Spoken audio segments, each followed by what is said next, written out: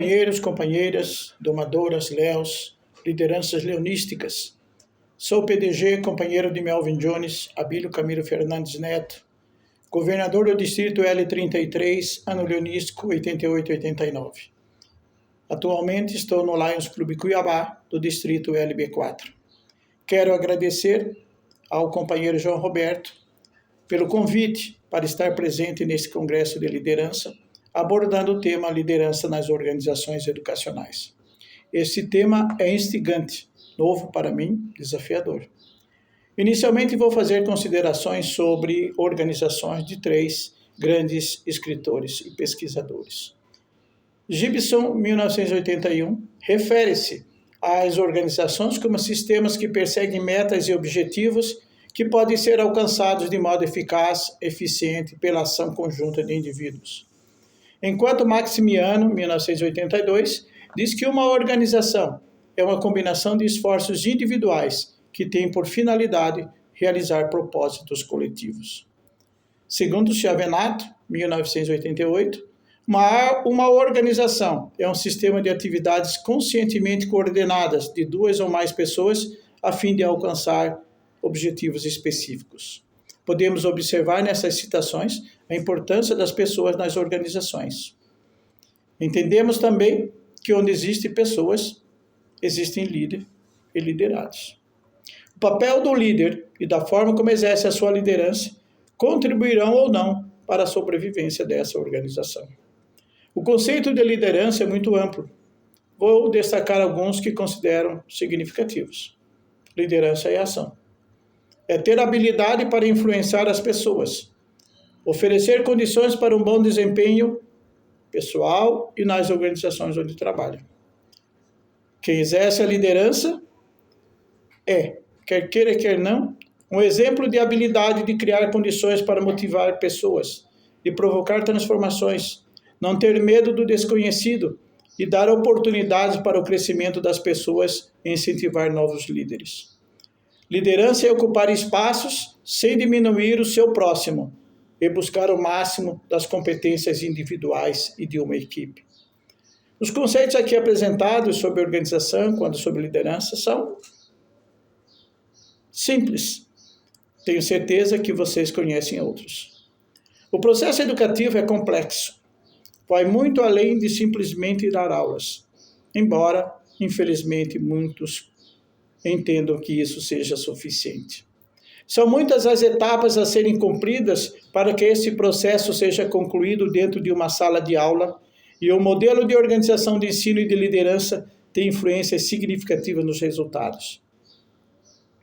Existem estudos que mostram as alterações nesse processo, e entre os mais significativos, no meu entender, são a relação professor-aluno-professor, a tecnologia da informação, os conteúdos das disciplinas, a gestão escolar e, agora mais recente, a inteligência artificial. A Enciclopédia Brasileira de Moral e Civismo, nas páginas 64 e 65, define a educação da seguinte forma. Educação, do latim educere, que significa extrair, tirar, desenvolver, consiste essencialmente na formação do homem de caráter. A educação é um processo vital, para a qual concorrem forças naturais e espirituais. Conjugadas pela ação consciente do educador e pela vontade livre do estudante, não pode, pois, ser confundida com o simples desenvolvimento ou crescimento de seres vivos, nem com a mera adaptação do indivíduo ao meio. É a atividade criadora que visa levar o ser humano a realizar as suas potencialidades físicas, morais, espiritual e intelectual. Não se reduz à preparação para fins exclusivamente utilitários, como uma profissão, nem para desenvolvimento de características parciais da personalidade, como um dom artístico, mas abrange o homem integral, em todos os aspectos do seu corpo, da sua alma, ou seja, em toda a extensão de sua vida sensível, espiritual, intelectual, moral, individual, doméstica e social, para elevá-la, regulá-la, aperfeiçoá-la. É um processo contínuo que começa nas origens do ser humano e se estende até a morte. Esse conceito de educação é muito significativo para que nós possamos refletir sobre o nosso papel. Nos meus 37 anos de sala de aula, presenciei mudanças que impactaram a minha vida, desde a disciplina, o respeito ao professor, o mestre, até a quase liberdade total do aluno em sala de aula, sem preocupação com o conhecimento que lhe era oferecido, até o desrespeito a quem estava na sala de aula ministrando determinado conteúdo. As organizações escolares mudaram, os alunos mudaram, os professores também mudaram, em alguns aspectos positivos, em outros nem tanto. A liderança do professor foi se tornando essencial, ganhando espaço e credibilidade dentro das organizações de ensino. Abro aqui um parêntese. Não seria interessante ter no currículo escolar, em todos os níveis, um conteúdo que falasse sobre a liderança? Eu fui aprender conceito, valor e prática sobre liderança em Lions. Na universidade, nunca me falaram sobre esse assunto. Voltando a falar sobre a liderança do professor em sala de aula, encontro muitas citações de teses de mestrado e doutorado, mostrando a sua importância na formação dos alunos. Porém, fica evidente que existem trabalhos com muita citação teórica, mas poucos exemplos de ação concreta da experiência da liderança por parte do professor. A liderança educativa, que poucos profissionais conhecem, e também algumas lideranças leonísticas, é centrada na formação de organizações de aprendizagem. Quando se fala nesse tipo de liderança, verifica-se que ela está baseada em 2 pontos principais: no processo ensino-aprendizagem e na gestão escolar. É importante dizer que esses aspectos da liderança educativa sempre existiram, mas nem sempre foram utilizados como aspectos transformadores nas organizações escolares. O conceito de liderança escolar pode ser entendido basicamente como o trabalho que a equipe de gestão escolar executa para lidar com conflitos e guiar a instituição de ensino para alcançar seus objetivos dentro dos valores, princípios e missão definidos. Nesse contexto, a liderança se torna uma habilidade fundamental para o sucesso da gestão escolar. Entendo essa gestão como transformadora e não repetidora de normas e métodos ultrapassados.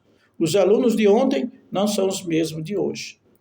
Os gestores e professores, como líderes, devem ter o compromisso com a mudança permanente e buscarem caminhos que levem a organização de ensino nos aspectos administrativos e acadêmicos para uma outra realidade.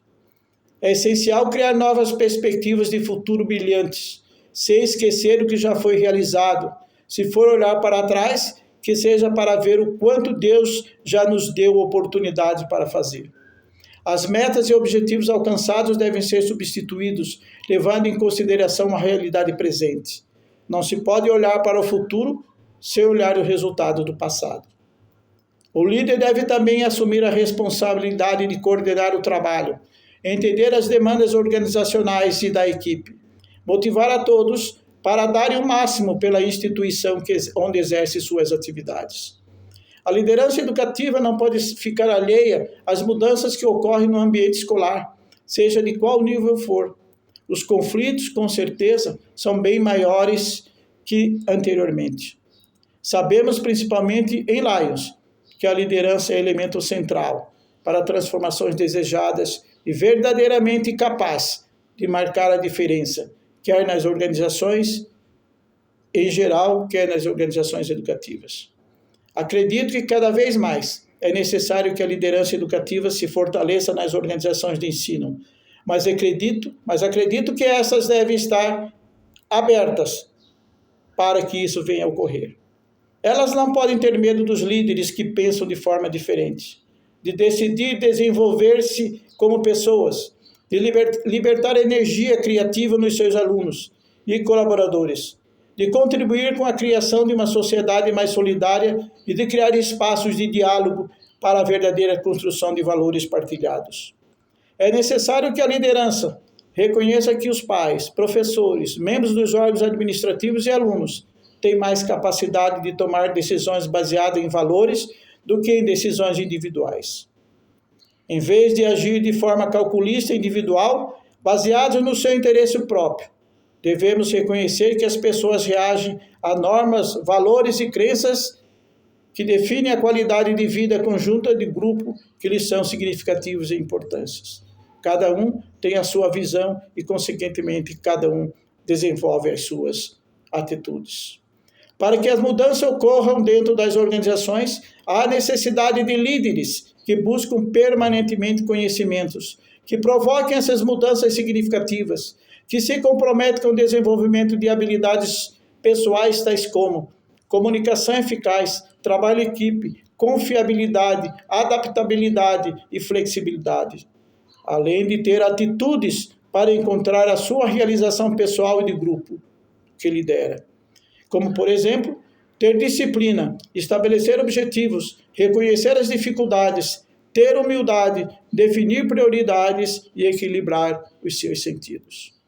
Muitos são os desafios que os novos líderes vão encontrar para exercer a sua liderança, principalmente nesse mundo constante de transformações, quase que instantâneas, de acordo com o papel que vem a desempenhar em uma organização. A gestão educativa, levando em consideração o universo de diversidade dos alunos e colaboradores. Os líderes devem possuir ou buscar desenvolver uma gama de habilidades que venham a facilitar o exercício da sua função. As atitudes dos líderes representam um fator importante para que eles possam transmitir os seus conhecimentos e demonstrar as suas habilidades. Os resultados alcançados, em muitos casos, são provenientes das atitudes demonstradas nas relações entre líder e liderado, ou nas ações realizadas junto à comunidade atendida. Comprometer-se com o desenvolvimento das pessoas é uma das missões dos verdadeiros líderes. O envolvimento na preparação de novas lideranças é uma das estratégias que fortalece a comunidade onde eles estão inseridos. Devemos lembrar que as pessoas não são permanentes e que, por isso, têm que ter substitutos. O sucesso de qualquer organização perpassa pelas pessoas que nela desenvolvem as suas competências. Desenvolver ou criar novos talentos é de fundamental importância para fortalecer o trabalho dos líderes dessa organização. Considerando os aspectos da administração relacionados à relação de poder e autoridade, assim como sob o controle dos riscos, o papel do líder e da forma como exerce sua liderança contribuirão ou não para o fortalecimento dessa organização. Finalizando, apresento mais aspectos sobre líder e liderança. Segundo Peter Drucker, 2014, a única verdadeira definição de um líder é alguém que tem seguidores. Um líder eficaz não é alguém que seja amado ou admirado. Ele ou ela é alguém cujos seguidores fazem a coisa certa. A popularidade não é liderança, os resultados, sim. De acordo com Chiavenato e Robbins, 2002-2005, a ideia central do conceito de liderança é a de que liderar é um método que influencia pessoas, não importando o tamanho da equipe, seja de apenas 2 indivíduos ou de grupos maiores. Max de Pree, 1989, considera a liderança uma arte de livrar as pessoas para cometerem o que exige delas, do jeito mais eficiente e humano possível. Na visão de Kaplan e Norton, 2004, a habilidade de liderar especificamente na gestão de mudanças é uma condição fundamental para que uma organização orientada estabeleça a sua estratégia. Deixar as suas pegadas na formação de novos líderes e de organizações fortes é um trabalho prazeroso que os líderes educacionais que pensam no futuro devem ter em mente. Porém, não é apenas isso.